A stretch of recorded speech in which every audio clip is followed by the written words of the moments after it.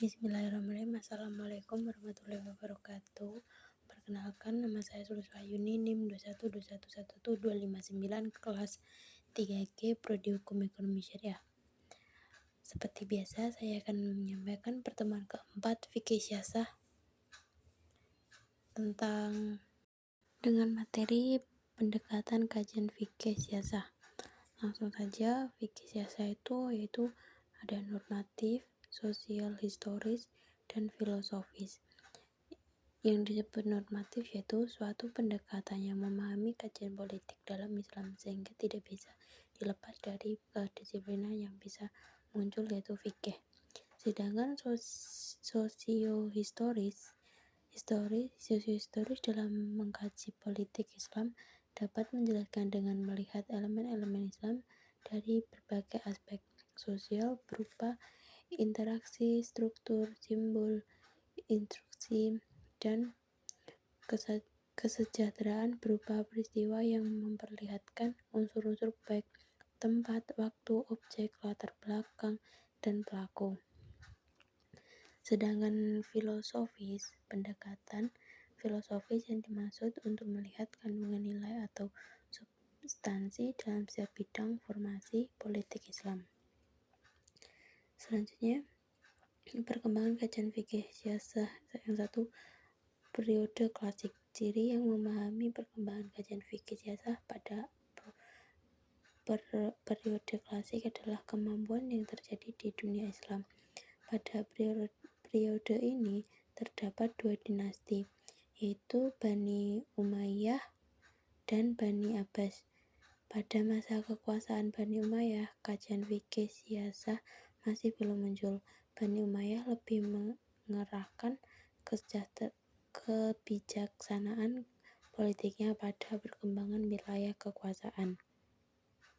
Memang ada kelompok oposisi seperti Khawarij dan Syiah pada masa ini, tetapi tidak mempunyai pengaruh yang kuat. Pemikiran yang gerakan mereka pun cenderung radikal dan ekstrem dalam menantang kekuasaan Bani Umayyah. Pada masa Daulat Bani Abbas, berulah kajian fikih syasah ini mulai dikembangkan. Yang kedua, periode pertengahan. Periode pertengahan ditandai dengan hancurnya kajian Abbasiyah pada 1958 Masehi di tangan tentara Mongol. Pada masa ini, kekuasaan politik Islam mengalami kemunduran. Karena itu, kecenderungan pemikiran Islam mengalami kemunduran. Tokoh yang mengalami langsung tragedi penyerangan tentara Mongol ke Baghdad adalah Ibn Taimiyah. Yang ketiga, periode modern. Periode modern ditandai oleh semakin lemahnya dunia Islam di bawah penjajahan bangsa-bangsa Barat. Hampir seluruh negeri Muslim berada di bawah imperialisme dan kolonialisme Barat. Dalam lapangan politik, sikap pertama melahirkan aliran yang menyatakan bahwa Islam adalah agama yang serba lengkap mengatur segala aspek kehidupan manusia, termasuk politik dan kenegaraan. Sikap kedua melahirkan aliran yang berpandangan bahwa Islam hanya memberikan seperangkat tata nilai dalam kehidupan politik kenegaraan umat Islam. Sedangkan sikap ketiga melahirkan aliran sekulerisme yang memisahkan kehidupan politik dari agama.